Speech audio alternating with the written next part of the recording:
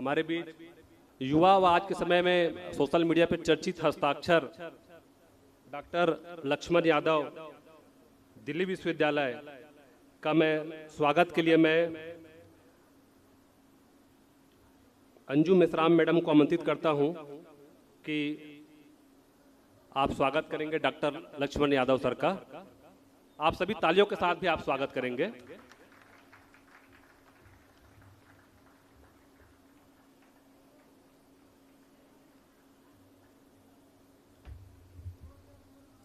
Doctor Lakshman Yadav ji Delhi विश्वविद्यालय में professor हैं। आजकल लगातार सोशल मीडिया में सर सक्रिय हैं, बहुत सारे युवा दिलों के धड़कन की तरह धड़कते हैं। तो डॉक्टर लक्ष्मण यादव सर को मैं ऊर्जावान बोधन के लिए आज सुबह से ही आज वितरण किए हैं। आज पूरा बौद्ध सर्किट देखे हैं सिरपुर का। तो सिरपुर को दिल्ली में रह के देखना समझना और रायपुर में आके सिरपुर में देखना एक अलग अनुभव था। तो मैं बड़े सम्मान के साथ तालियों के साथ डॉक्टर लक्ष्मण यादव को आमंत्रित करता हूं कि अपना ऊर्जा उद्बोधन से मंच को संबोधित करेंगे।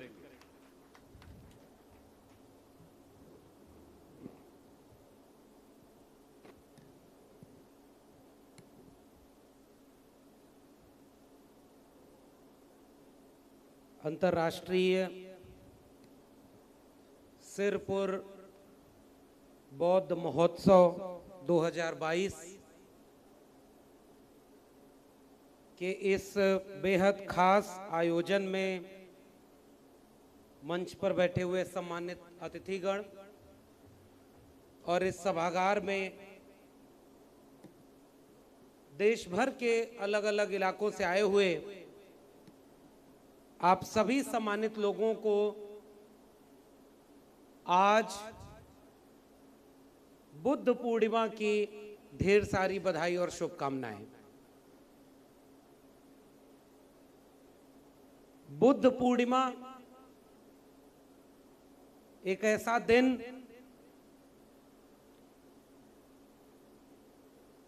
जिसे तथागत बुद्ध के जीवन की 3 बड़ी घटनाओं या 3 अहम चीजों से जोड़ करके देखा जाता है, जाना जाता है।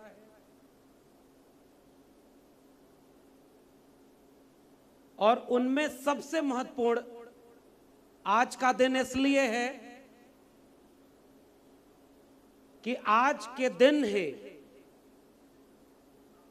तथागत बुद्ध एक व्यक्ति से विचार बनने का दिन था। आज के दिन वो व्यक्ति से विचार में तब्दील हो गए, एक दर्शन में तब्दील हो गए, क्योंकि आज के दिन को कहा जाता है कि बुद्धत्व का दिन है। आज का दिन ज्ञान प्राप्ति का दिन है, बोध का दिन है। आज ऐसे दिन में, ऐसे अहम दिन पर, एक ऐसी जगह पर खड़े होकर के उस व्यक्ति नहीं विचार को, उस दर्शन को याद करना जिसके लिए दावा आज पुस्तक एक हमें मिली, विश्व की सबसे बड़ी बौद्ध विरासत सिरपुर, वहां खड़े होकर के अगर तथागत बुद्ध को याद किया जाए तो कल भी मैंने कहा था कि ऐसा महसूस होता है कि कुछ टूटे हुए पत्ते अपनी जड़ों को याद कर रहे हैं। वो जड़ें जो जमीन में या तो प्राकृतिक वजहों से या ज्यादातर संभावना इस बात की है कि राजनीतिक वजहों से दफन कर दी गई। आज सुबह रतन सर बता रहे थे, वहीं से किस्सा मैं भी शुरू करता हूं कि जब हम सुबह सिरपुर के उन अलग अलग स्थलों पर जा रहे थे और जिसका दावा किया जा रहा है कि वो विश्व की सबसे बड़ी बौद्ध विरासत है, उस विरासत में ऐसा पता चल रहा कि कभी कहीं टीला था, खेत था, खेती हो रही थी, और बाद में जब उसकी खुदाई की गई तो पता चला कि यहां तो बुद्ध विहार था। उस बुद्ध विहार में ऐसा लग रहा था कि एक अतीत दफन है, और जो कई फीट गहरे मिट्टी में दबे रहने के बाद भी आप करीब से महसूस करेंगे तो वो जिंदा है और आपसे बात करता है, वो आपको आकर्षित करता है। उन पत्थरों से आवाजें आएंगी, ऐसी नहीं जैसी कुछ धर्म की किताबों में लिखी गई हैं।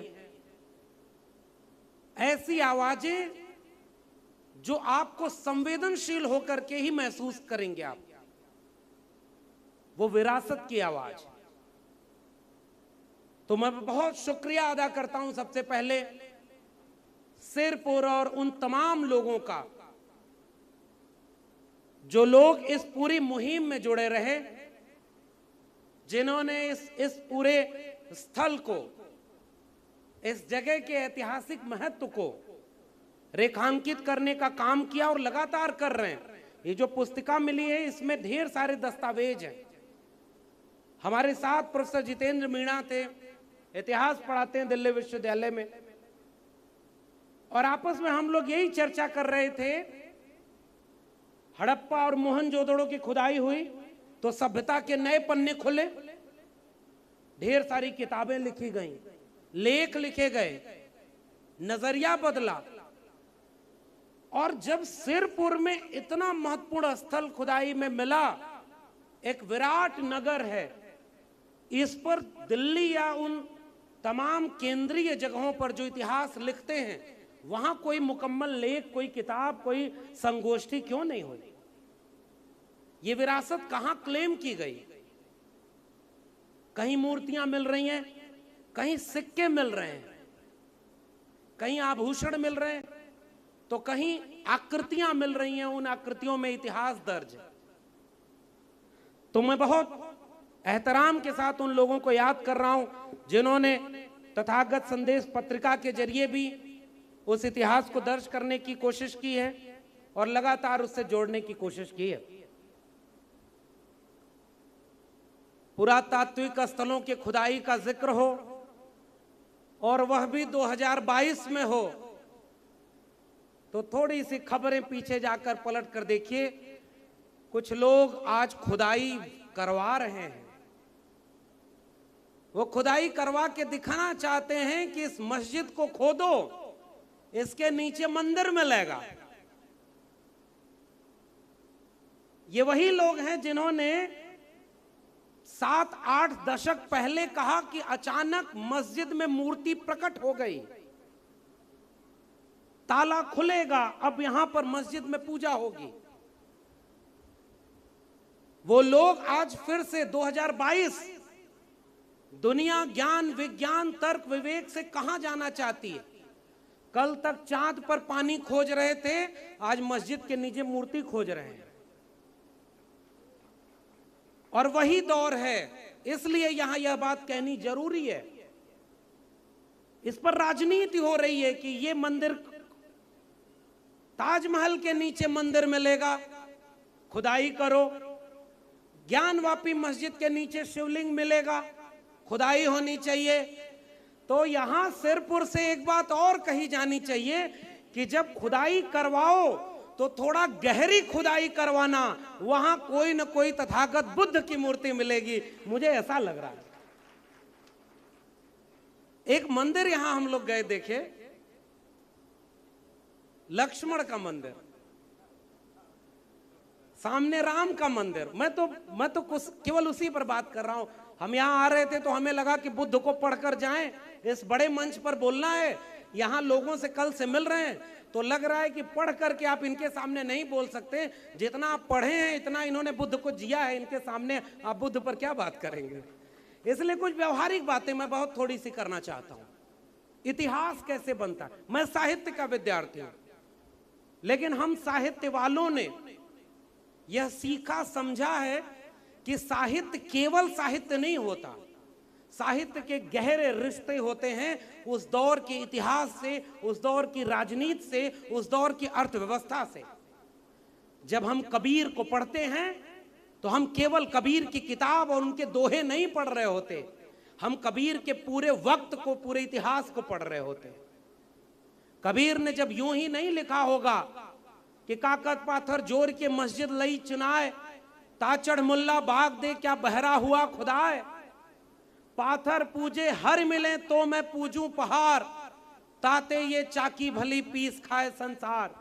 अरे इन दोन राह न पाई, हिंदुन की हिंदुआई देखी, तुर्कन की तुर्काई, अरे इन दोन राह न पाई।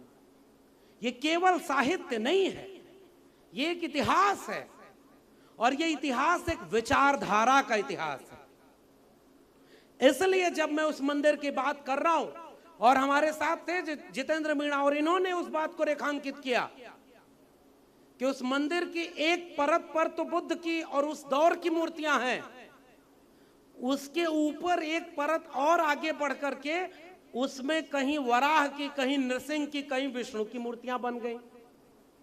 ऐसा लग रहा है कि एक इतिहास जो पहले से था उसके ऊपर कोई इतिहास बहुत बाद में आरोपित किया गया है, और आरोपित ऐसा कि बोर्ड लगा हुआ है कि वो लक्ष्मण दशरथ के पुत्र लक्ष्मण नहीं है, दशरथ के पुत्र राम नहीं है। लेकिन आप गूगल करके पढ़िए सिरपुर के बारे में, पता चलेगा कि लक्ष्मण का सबसे प्राचीन मंदिर सिरपुर में है, और सिरपुर या नहीं श्रीपुर है। इतिहास पलट दिया गया। एक राम दशरथ का बेटा, एक राम है घर घर लेटा, एक राम का जगत पसारा, एक राम सब जग से न्यारा। भले ये आप बात इतिहास में लिखी होगी, लेकिन अब कई किस्म के राम थे, ये कोई बात ही नहीं करेगा। हम लोग पढ़ने पढ़ाने के पेशे से जुड़े हुए लोग हैं, और रतन सर ने जो बात कही है वहीं से जोड़ के कर रहा हूं कि हमारी भूमिका क्या है। उन्होंने तथ्य बताए ना, तो हमारी भी जिम्मेदारी यह है कि हम इस मुल्क के सामने एक सवाल पूछें कि तुम कहते हो कि सकल राम में सब जग जानी, सब कुछ राममय है, तो एक बात बताओ कि तुलसी के पहले भी राम थे कि नहीं थे? क्या एक ही राम थे? 300 रामायण, 300 रामायणास ए.के. रामानुजन ने एक लेख लिखा। कंब रामायण, तमिल रामायण, बंगला रामायण, भारत के बाहर के कई रामायण, उस इतिहास तक क्यों नहीं जाते? इसलिए मैं एक बात यहां कहना चाहता हूं कि हम आज यहां खड़े होकर तथागत बुद्ध को याद कर रहे हैं, और उसमें याद करने की जगह हमारे पास क्या है? वो जगह है अपनी वैचारिक विरासत को क्लेम करने की, उस पर दावा करने की। क्या ये यूं अनायास ही हो गया कि जो इतना विराट बुद्धिस्ट नगर था, आज उसे हिंदूवादी प्रतीकों से ढक दिया गया है और इतने सारे मंदिर बन गए? ये अनायास तो नहीं है, इसमें राजनीति भी दोषी है और इसमें समाज भी दोषी है। जितने पुरातात्विक स्थल है वो चीख चीख करके कह रहे हैं कि हजारों साल, सैकड़ों साल पहले से ये कमेरा लोगों की जगह है। कहीं पर भट्ठी मिल रही है जो धातुओं को पिघलाने के काम आ रही है, कहीं बाजार है, और कहीं बुद्ध विहार है। उसकी तकनीक देखिए आप। और उन सब से बढ़कर सिरपुर एक एकेडमिक इंस्टीट्यूशन हब है, जिसमें दावा यह है कि 10,000 से ज्यादा विद्यार्थी एक बार में पढ़ाई करते थे। वो शिक्षा का केंद्र आज हिंदूवादी केंद्र बनता जा रहा है। तो ज्ञान की परंपरा, मैं जब तथागत बुद्ध को याद करता हूं तो प्रज्ञाशील और करुणा को याद करता हूं, और मैं वहां से बात शुरू कर रहा हूं। तथागत बुद्ध ने कहा कि किसी पुस्तक में लिख दिया इसलिए उसे सच मत मान लेना, किसी व्यक्ति ने कह दिया तो इसे सच मत मान लेना, जो तुम्हें सच लगे उसे सच मानना, और तब उन्होंने कहा अप दीपो भव, अपना दीपक स्वयं बनो। ठीक बात है कि इसकी भी आलोचना होगी कि जिस मूर्ति पूजा के विरोध में तथागत बुद्ध खड़े थे उन्हीं की मूर्तियां क्यों बनी, यह अलग बहस है। लेकिन हम लोग जब मूर्तियों की बात करते हैं तो हमें उसका समाजशास्त्री पक्ष भी देखना चाहिए। मूर्तियां उस पूरी परंपरा के दस्तावेज की तरह होती हैं, वो आत्मविश्वास देती हैं, वो अपनी जड़ों को क्लेम करने के लिए लगाई जाती हैं। इसलिए इन मूर्तियों में, और देखिए विडंबना कि उन मूर्तियों में ऐसा लगता है कि जानबूझ के प्रहार किया गया है, तोड़ा गया है। और सबसे दिलचस्प, लक्ष्मण मंदिर में एक जगह मूर्ति बनी है जिसमें पूरा सर एक बुद्धिस्ट मूर्ति का है और मुंह के पास से तोड़ करके वहां एक सूंड लगा दी गई है।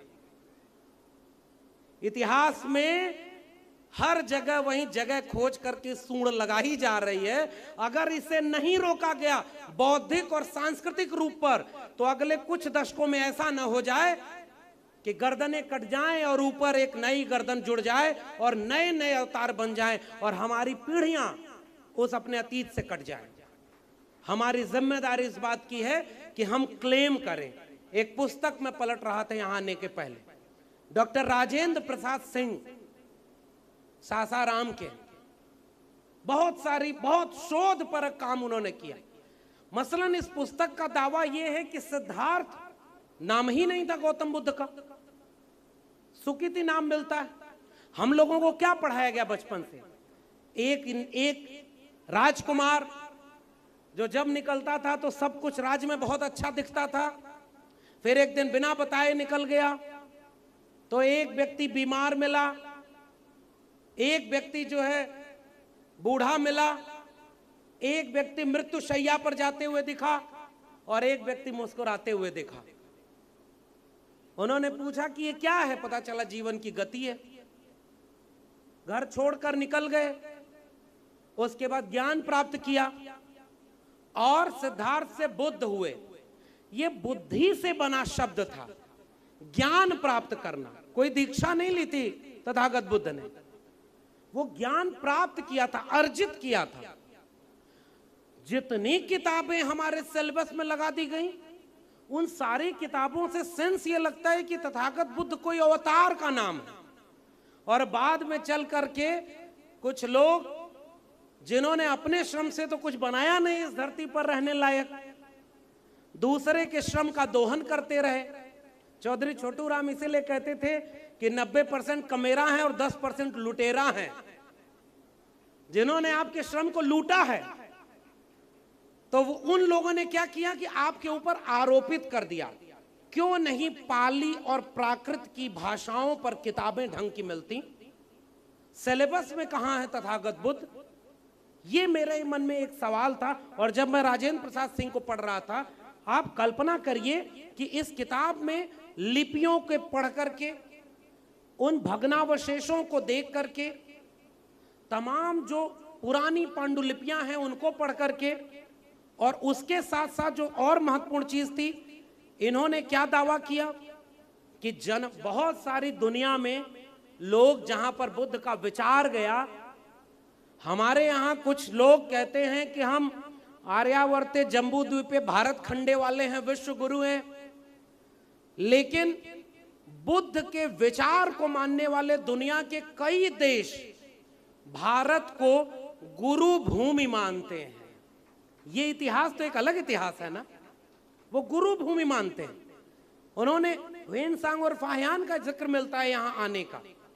और राजेंद्र प्रसाद सिंह का दावा है कि सैकड़ों पांडुलिपियां इन लोगों ने वापस अपने यहां ले जाकर के उसे डिकोड किया, उस पर लिटरेचर लिखे, उस पर काम किया। तो 56 किस्म के यात्री बाहर से आए तो जाने कितनी पांडुलिपियों को ले गए होंगे। हम तो कहते हैं पांडुलिपियां चली गई शायद सुरक्षित होंगी। यह मुल्क तो ऐसे लोगों का रहा जो आज 80-20 का नारा देकर के ये कह रहे हैं कि मुसलमान तुम्हारे दुश्मन हैं। इस मंच से यह सवाल पूछा जाना चाहिए कि ज्ञान, प्रज्ञाशील, तर्क और विवेक के दस्तावेज जो बुद्धिस्ट लिटरेचर थे, जिन लाइब्रेरियों में थे, उन लाइब्रेरियों को किसने जलाया और उस बोध वृक्ष को किसने काटा? किसने दमन किया था इस पूरे बुद्धिस्ट लिटरेचर का? वो इतिहास सबके सामने है। और उस मानववादी, ज्ञानवादी, विज्ञानवादी दर्शन पर एक ब्राह्मणवादी दर्शन को हावी कर दिया गया।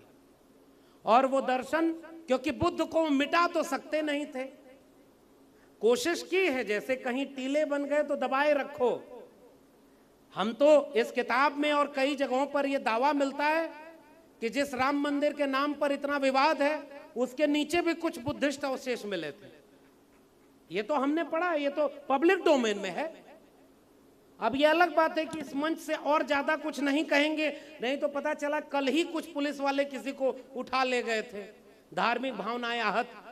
उनकी धार्मिक भावनाएं इतनी नाजुक हैं कि बात बेबात पर आहत होती रहती हैं। जिनका उन्होंने इतिहास मिटा दिया, उनकी भावना की कोई कद्र ही नहीं है, आपने मिटाने की कोशिश की। इसलिए जो बात इस पुस्तक के जरिए और जो चीजें हमने समझी, मेरी नजर में बुद्ध को पढ़ना उस विचारधारा को पढ़ना है जिसके मूल में ज्ञान है। इसीलिए, और इस पुस्तक में डॉक्टर अंबेडकर ने, रतन सर जिक्र कर रहे थे, पढ़िएगा इस पुस्तक को, बहुत शानदार है। भगवान बुद्ध और उनका धर्म, Buddha and his Dhamma, doctor B R. Ambedkar की। इसमें आसान भाषा में इन्होंने समझाने की कोशिश की है कि धर्म अलग चीज है और धम्म अलग चीज है। और अगर बुद्ध की बात होगी तो आलोचना इस बात की करिए कि बौद्ध धर्म को धर्म कहने वाले लोग कैसे इसके खिलाफ काम कर रहे हैं। धम्म के केंद्र में आस्था और विश्वास नहीं है, धम्म के केंद्र में तर्क और विवेक है, वैज्ञानिक दृष्टिकोण है। इसलिए धम्म धर्म नहीं है। धम्म के केंद्र में प्रज्ञा है। प्रज्ञा का अर्थ ही बुद्धि से जुड़ा हुआ है। सोचिए, एक बुद्धिवादी दर्शन है तथागत बुद्ध का, शील है, करुणा है। और जब मैं करुणा कह रहा हूं तो मैं उस नायक की बात कर रहा हूं जिसकी करुणा ऐसी थी कि जंगल के पशु पक्षी आकर के उसके पास बैठते थे। ये किससे नहीं है, उन लोगों के ऊपर यह प्रश्न चिन्ह है जिन्होंने अपने देवी देवताओं को खुश करने के लिए पशुओं की बलि देना शुरू किया। तथागत बुद्ध पशु हिंसा के खिलाफ खड़े हुए और उन्होंने अहिंसा की बात की थी।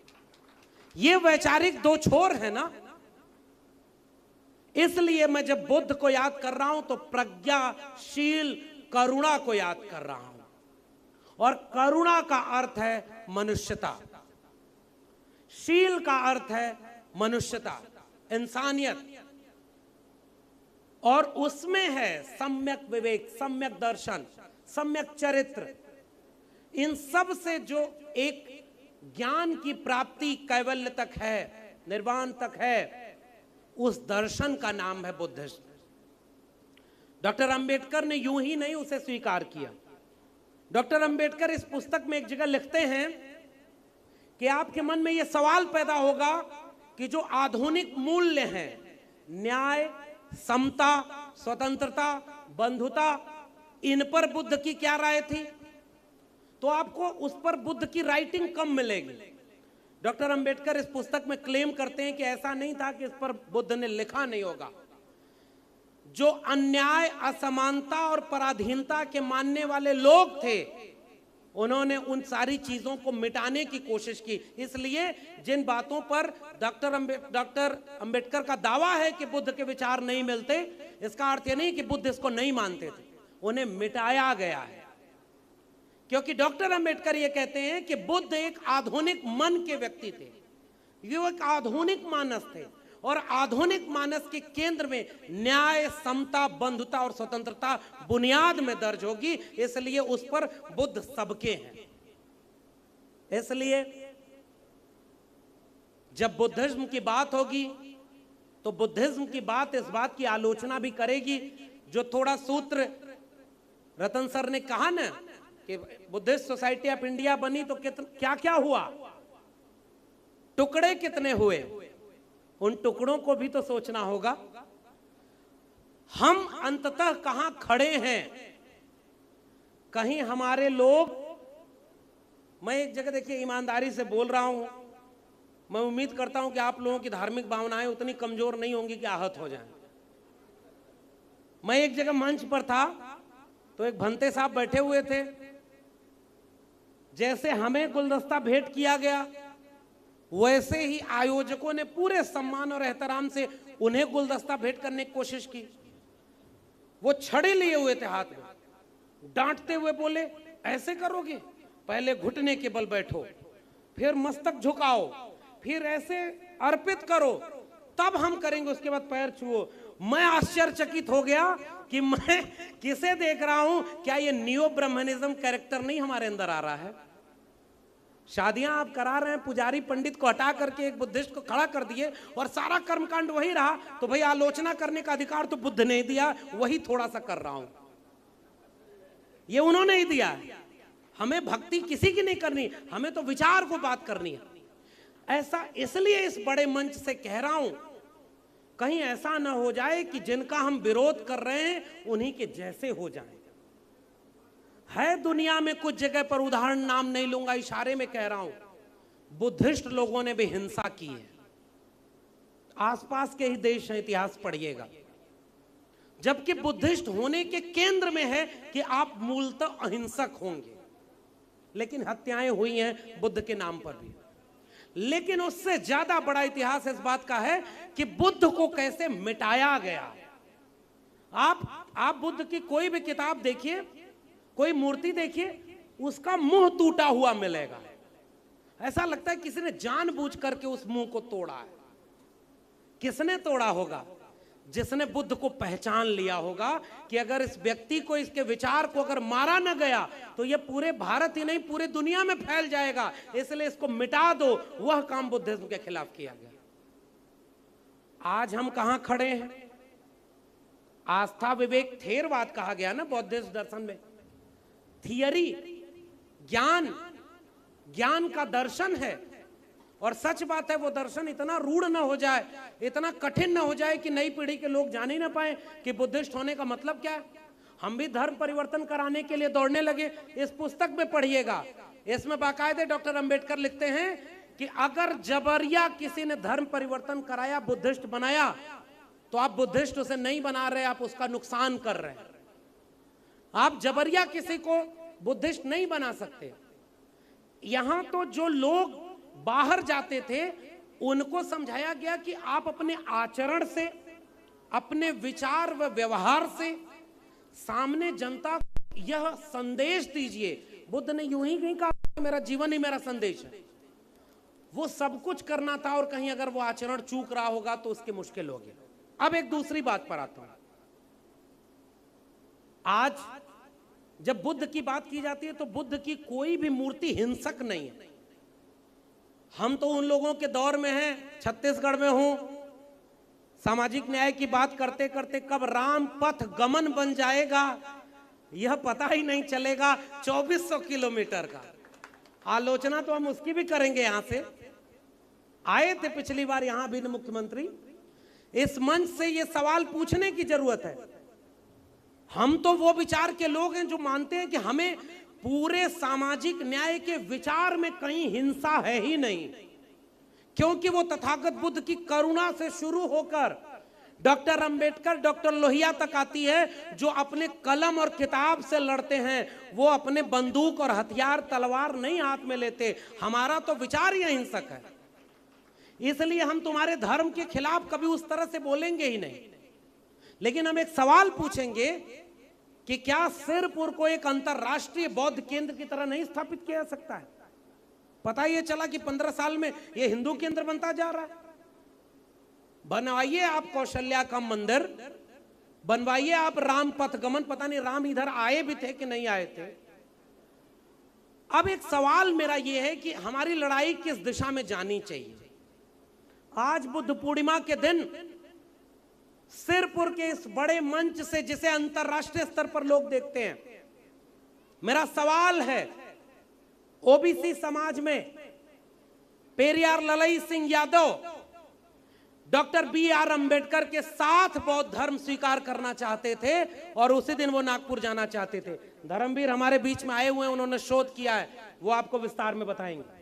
नहीं जा पाए पेरियार ललई सिंह यादव, लेकिन बाद में रामलीला मैदान में उन्होंने उन्हीं बनते साहब से दीक्षा ली जो वहां पर बाबा साहब को दीक्षा दिए थे।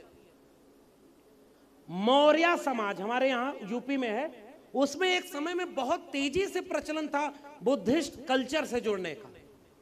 मेरी चिंता यह है कि ये जो ओबीसी समाज के भीतर सामाजिक न्याय की चेतना विकसित हो रही थी, आरोप लगाया जाता है, व्यंग किया जाता है ओबीसी के ऊपर कि ओबीसी तो अपने कंधे पर हिंदू धर्म को ढो रहा है। अरे नहीं भाई, ऐसा नहीं है।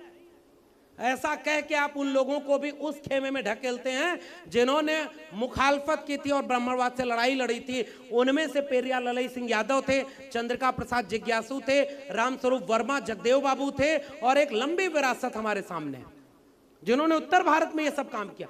बाबा साहब की किताबों का अनुवाद कराया, लखनऊ में अधिवेशन कराया। तमाम लोग ओबीसी के हैं जिन्होंने सामाजिक न्याय के लिए काम किया। अगर ऐसा न होता तो 1930 में बिहार में त्रिवेणी संघ नहीं बना होता, जो त्रिवेणी संघ 90% वंचितों शोषितों की बात करता है। पुनर्जन्म और भाग्यवाद, इनसे निकला ब्राह्मणवाद। कितना आसान बताया उस त्रिवेणी संघ ने, जो ओबीसी के लोग अगुवाई कर रहे थे कि पुनर्जन्म और भाग्यवाद, इनसे निकला ब्राह्मणवाद। ब्राह्मणवाद की क्या पहचान, गिटपिट बोले करे न काम, और मानववाद की क्या पहचान, ब्राह्मण भंगी एक समान। एक विरासत है हमारे पास, जिस विरासत को शोषित दल बना करके जब जगदेव बाबू आगे ले चल रहे थे, समाज दल बना के रामस्वरूप वर्मा आगे ले चल रहे थे, उन लोगों ने शोषित समाज दल मिला करके उस पूरे मिशन मूवमेंट को आगे बढ़ाया कि 100 में 90 शोषित हैं। डॉक्टर राम मनोहर लोहिया का नारा था, संसोपा ने बांधी गांठ, पिछड़ा पावे 100 में 60। तो ये 100 में 60 क्या था? मैं कभी कभी सोचता हूं ओबीसी समाज के लोगों से बात करते हुए, 100 में 60 का मतलब क्या है? तो 100 में 60 के नारे को और आसान और विस्तार देकर के जगदेव बाबू ने जब किया आगे, रामस्वरूप वर्मा ने आगे बढ़ाया, जिसमें समता की चाह नहीं वह बढ़िया इंसान नहीं, समता बिना समाज नहीं, बिन समाज जनराज नहीं, जो जमीन को जोते बोए वो जमीन का मालिक होए, मिटे गरीबी और अमीरी, मिटे चाकरी और मजबूरी, दो बातें हैं मोटी मोटी, हमें चाहिए इज्जत रोटी।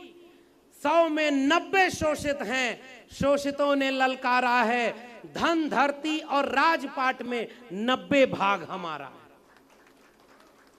मुझे लगता है कि आज थोड़ी सी भाषा बदलने की जरूरत है।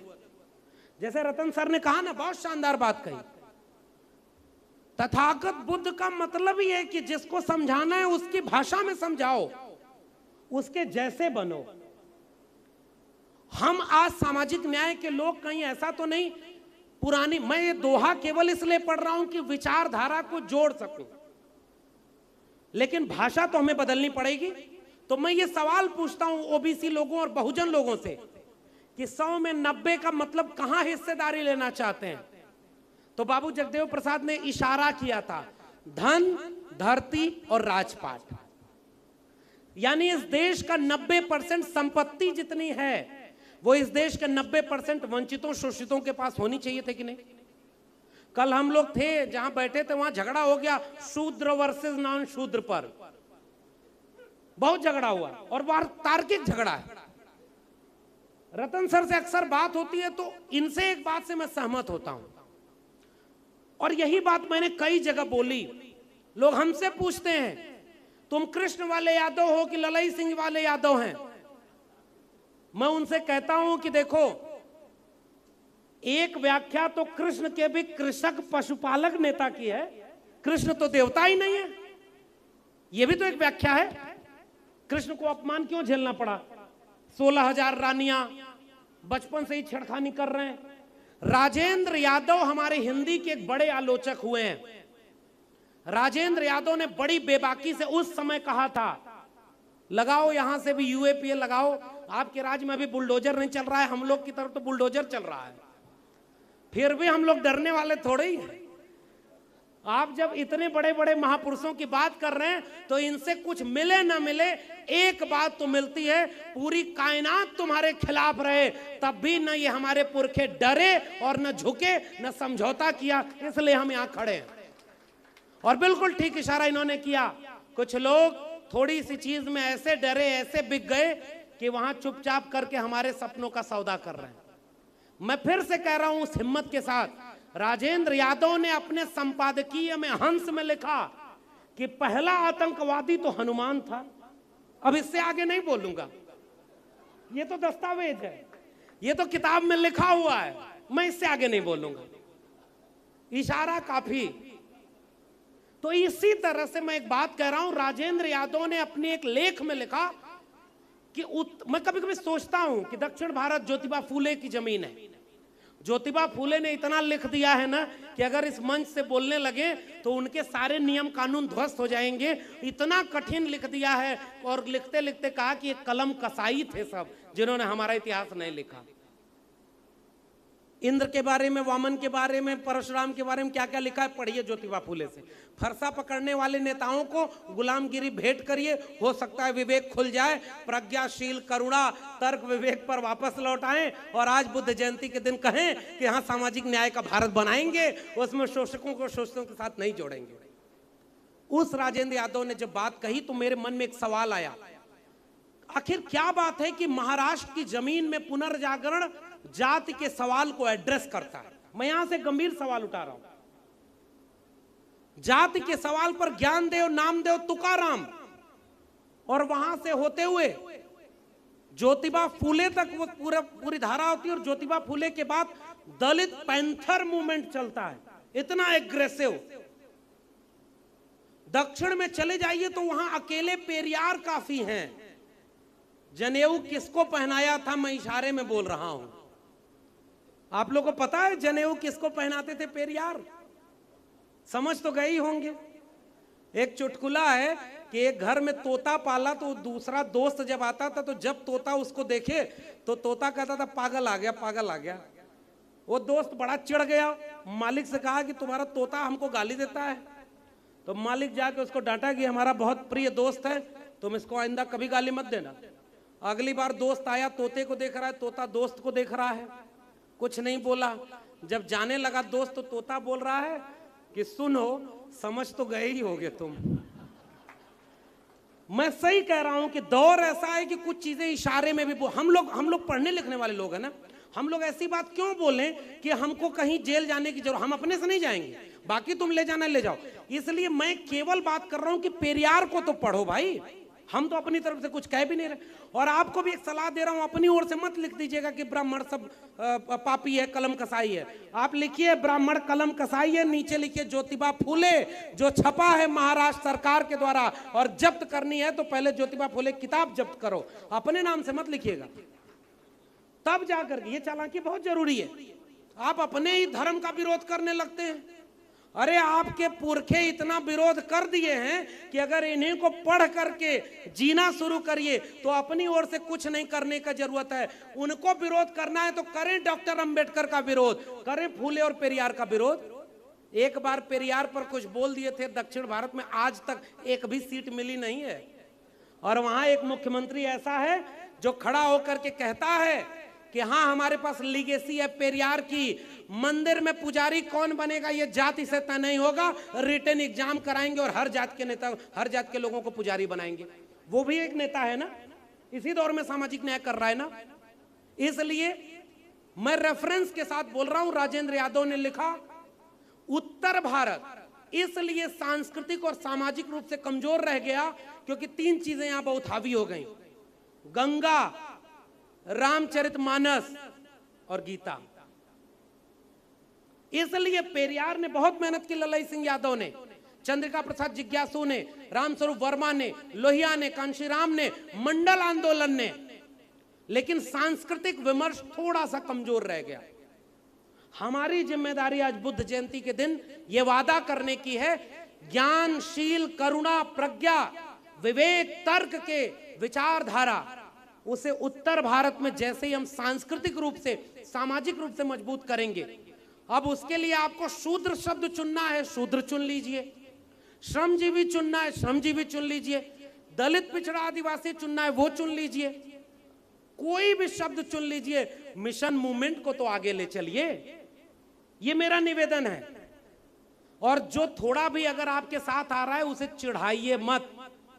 ओबीसी को आप बहुत चढ़ाते हैं, चढ़ाना भी चाहिए थोड़ा बहुत। आधी आबादी मंडल कमीशन कह रही, और मंडल कमीशन ने कहा, मंडल कमीशन को जब मैं पढ़ता हूं तो मुझे लगता है, या पूरे मूवमेंट को पढ़ता हूं, भारत के संविधान को पढ़ता हूं, मुझे बार बार एक बात महसूस होती है कि भारत के संविधान के मूल में, मंडल कमीशन के मूल में कहीं तथागत बुद्ध का विचार भी शामिल है। इसीलिए वो इतनी ताकतवर किताबें हमारे पास है। तो ये ठीक बात है कि ओबीसी को अपना हक लेना था, धन, धरती, राजपाट में, शिक्षा, रोजगार में। मेरा सुझाव यह है कि तथागत बुद्ध किस बात की बात करते थे? ज्ञान, विश्वविद्यालय और ज्ञान की बात करते थे। मुझे सुबह जब जा करके वहां दिखाया गया कि ये जो आकृति आप देख रहे हैं ये डिग्री थी, ये डिग्री दी जाती थी। जो पढ़ाई कर रहे हैं उनको डिग्री दी जाती थी। और उस डिग्री का मतलब, इस सिरपुर में एक एजुकेशन हब का होने का मतलब, नालंदा और तक्षशिला होने का मतलब, ज्ञान के केंद्र का मतलब है ना। मैं एक बात सोच रहा था सर, तथागत बुद्ध के विचार को पढ़ करके थोड़े से लोग जागरूक हुए होंगे कि बौद्ध विहार बनाएंगे, लेकिन जिसने मूर्ति बनाई होगी वो तो कोई कमेरा, कोई दलित पिछड़ा ही रहा होगा ना। क्या तराशा है उसने एक एक पत्थर को कि आज भी लगता है वो पत्थर बोल रहा है। हमारे लोग रिसर्च करने वाले लोग थे, उनके पास इतनी मेधा थी। कोई मूर्ति बना रहा है, कोई बाजार खड़ा कर रहा है, कोई उत्पादन कार्य में लगा हुआ है। सब लोग सर्जक और अर्जक लोग थे, और उन्हें आज गुलाम बना दिया गया। 10% लोग अनर्जक लोग हैं, उनके ऊपर काबिज हो गए। बुद्ध पूर्णिमा के दिन मुझे लगता है कि मौजूदा सवालों से टकराने की जरूरत है। अतीत कैसे याद किया जाएगा? विनम्रता से। मैं बुद्ध से सीखता हूं तो विनम्रता सीखने की कोशिश करता हूं। एक पद मिलता है, एक ऐसे ही दानवीर राजा से पूछा गया, उसने दोहा लिखा कि ऐसी देनी देन जो कही समझाओ बैन, ज्यों ज्यों कर ऊंचो कियो त्यों त्यों नीचो नैन। उस दानवीर राजा से लोग जाके पूछते हैं कि लोग तो 10 रुपया दान करते हैं तो छाती चौड़ी करके कहते हैं हमने तुमको दान दे दिया, जाओ मौज करो।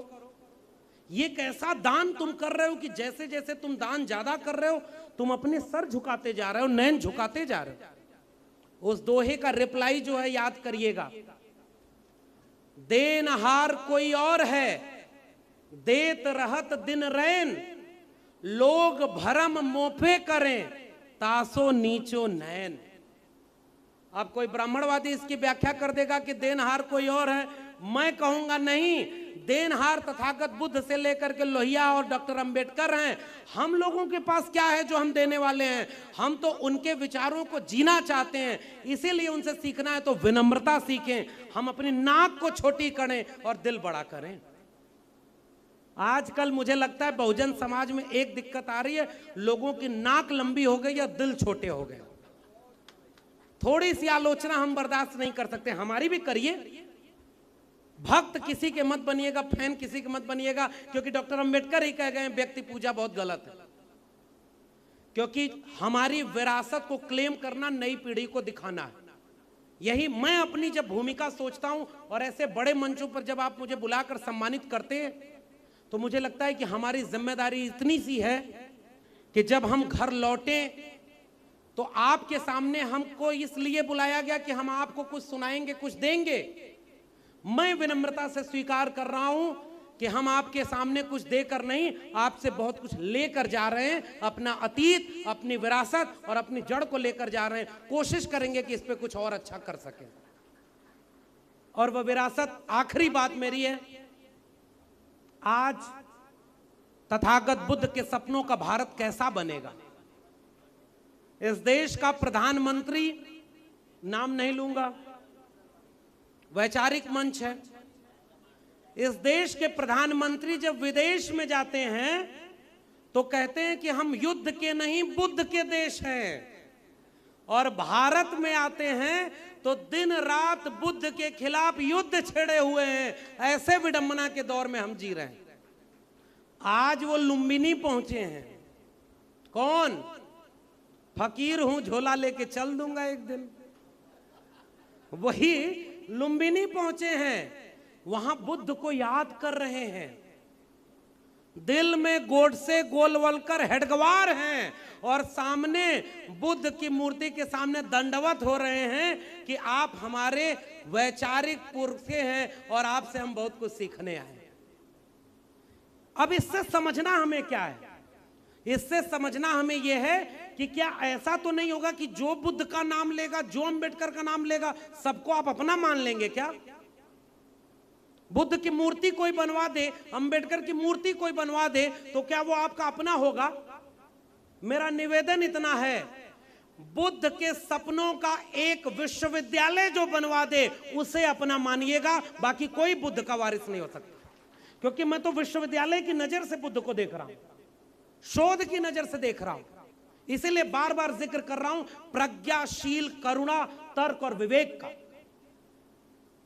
हर जगह बुद्ध के दर्शन में तर्क और विवेक, वैज्ञानिकता है। और बुद्ध का मतलब ही है बुद्धि। खोजिए उन लोगों को जिन्होंने बुद्ध से बुद्धू भी बनाया है। ये कड़वी बात है लेकिन यहां से कहनी चाहिए कि नहीं? ये बुद्धू शब्द का आविष्कार कहां से हुआ है? हमारे यहां बुद्ध से बुद्धि, बुद्धि से तर्क विवेक, और अपमानित करने के लिए विष्णु का अवतार बना दिया बुद्ध को। अरे मूर्खों, मैं एक सवाल पूछता हूं। जब बुद्ध से उनके शिष्य ने पूछा आप आत्मा को नहीं मानते, तो बुद्ध ने कहा ये आत्मा होती क्या है? मनुष्य मर जाता है तो वो आत्मा जाती कहां है? मनुष्य के भीतर वो आत्मा आती कहां से है? इस दुनिया के परे कोई दुनिया नहीं है, इस दुनिया के पहले कोई दुनिया नहीं थी। इसलिए एक घोर दार्शनिक विचारक हैं बुद्ध, जिन्होंने हर तरह से ब्राह्मणवाद और मनुवाद के जड़ में मट्ठा डालने का काम किया। इसलिए उनके खिलाफ इस देश में सबसे ज्यादा अन्याय व अत्याचार हुआ। लेकिन बुद्ध के विचार मरे नहीं, बुद्ध के विचार आगे बढ़े, नागार्जुन तक आगे बढ़े, सिद्धोनाथों तक आगे बढ़े। और मैं हिंदी साहित्य का विद्यार्थी अपने पुरखे कबीर को याद करता हूं, और जहां बुद्ध का विचार मुझे सीधे इस रूप में नजर आता है, मेरा तेरा मनवा कैसे एक होई रे, मैं कहता आंखन की देखी, तू कहता कागज की लेखी, मैं कहता सुलझावन हारी, तू देता उलझाई रे, मेरा तेरा मनवा कैसे एक होई रे। यह है परंपरा और यह है विरासत, सीधे बुद्ध से आ रही है। तुम कागज की लेखी कह रहे हो, मैं आंखों की देखी कह रहा हूं। बुद्ध की विचारधारा, कबीर की विचारधारा एक है।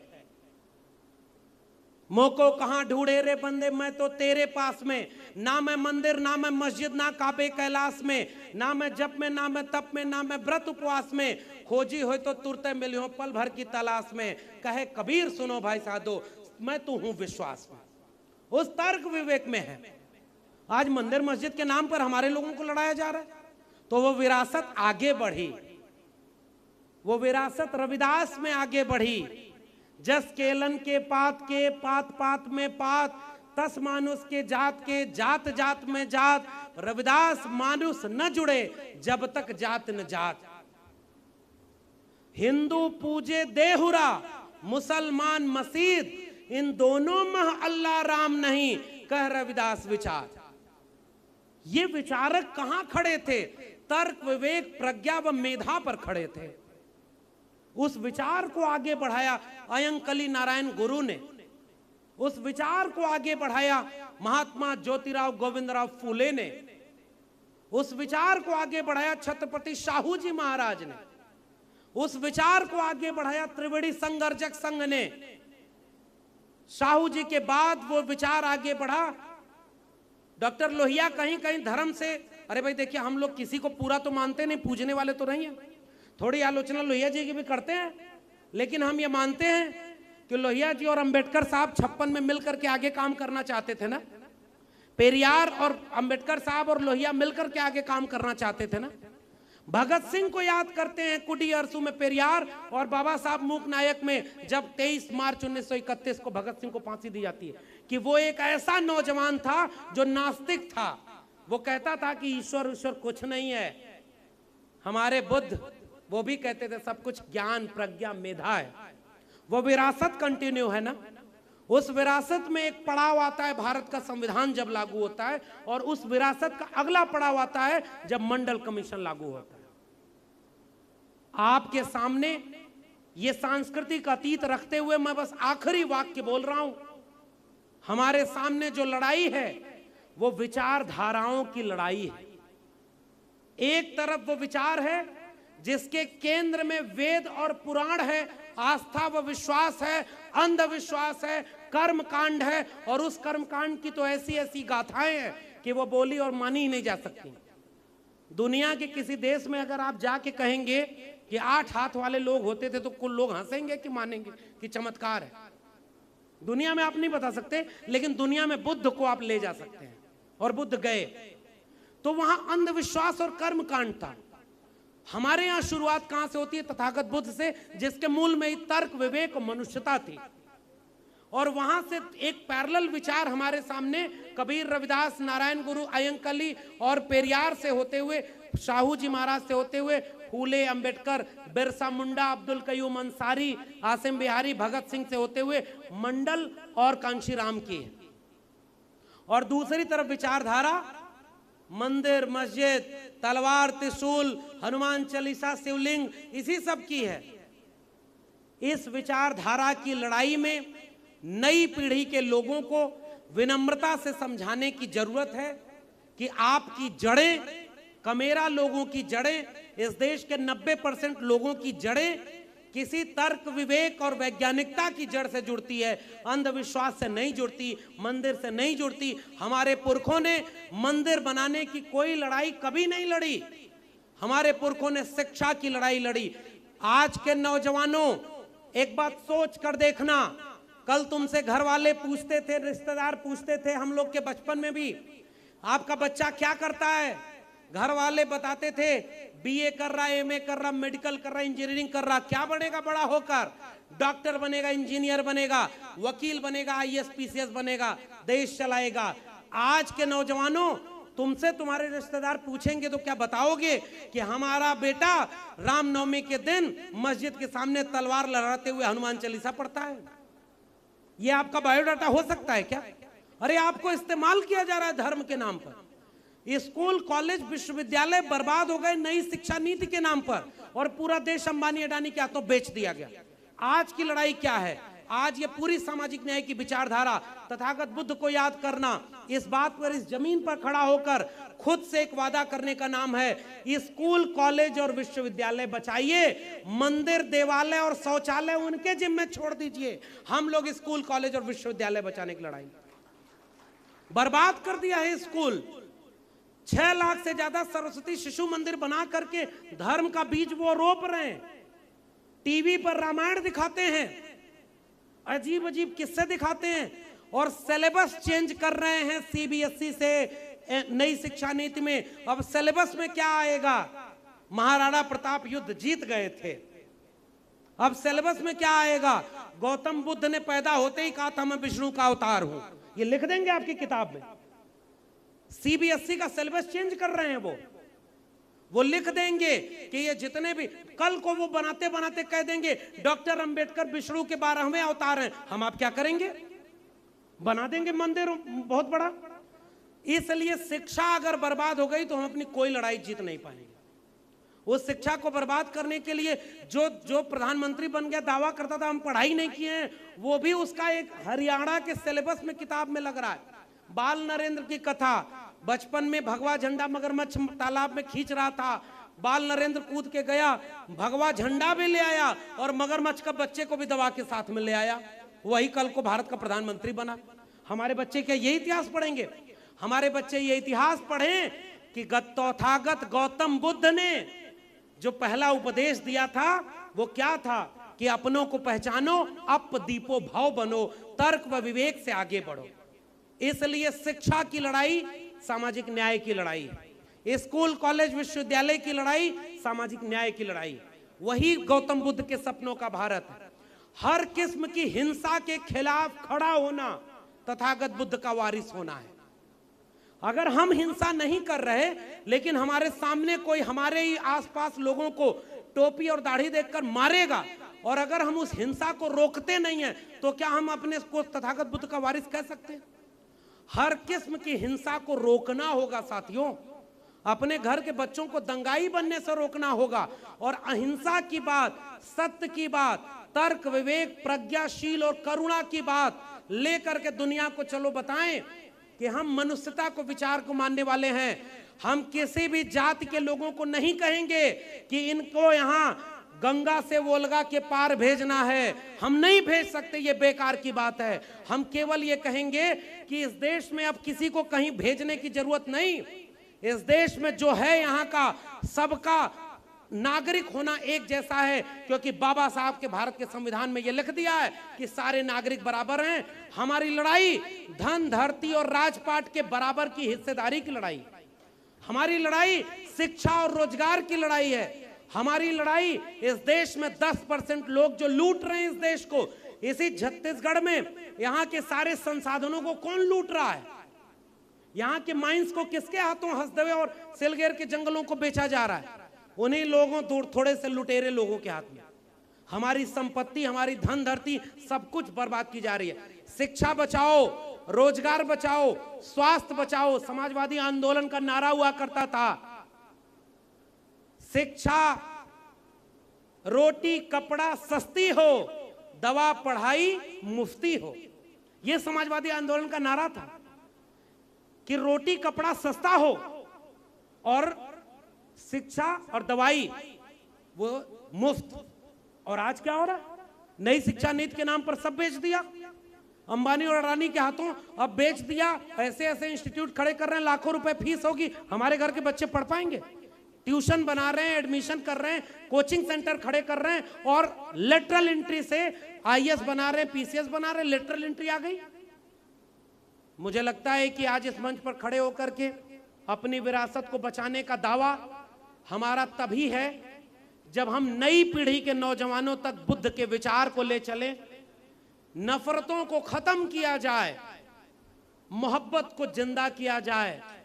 वो मनुष्य विचार बनकर के जंगल में बैठता था तो सांप, जंगली जानवर आकर के उसके पास बैठते थे। जातक कथाओं में ये किस्से नहीं है, जातक कथाएं इतिहास हैं। वो मनुष्य नहीं, एक विचार का नाम था जिसके आंखों के सामने आप खड़े हुए तो आज भी आपको महसूस होगा कि आप शांति का अनुभव कर रहे हैं। उसकी अर्धलिम्नित आंखें, उसका सौम्य व्यक्तित्व शायद हमसे ये उम्मीद कर रहा है, बुद्ध को याद करने वालों, ऐ इस देश के 90% कमेरा लोगों, अगर वाकई बुद्ध को याद करना है, अंधविश्वास और कर्मकांड के दौर में, मंदिर मस्जिद के दौर में, तर्क विवेक वैज्ञानिकता, स्कूल कॉलेज विश्वविद्यालय को बचा लेना। बुद्ध के वारिस तुमको तभी कहा जाएगा जब तुम बुद्ध के सपनों का भारत बनाओगे। आपने मुझे यहां आमंत्रित किया, आप सभी का बहुत बहुत धन्यवाद। जय भीम, जय मंडल, संविधान जिंदाबाद, उल गुलाम जिंदाबाद, इंकलाब जिंदाबाद।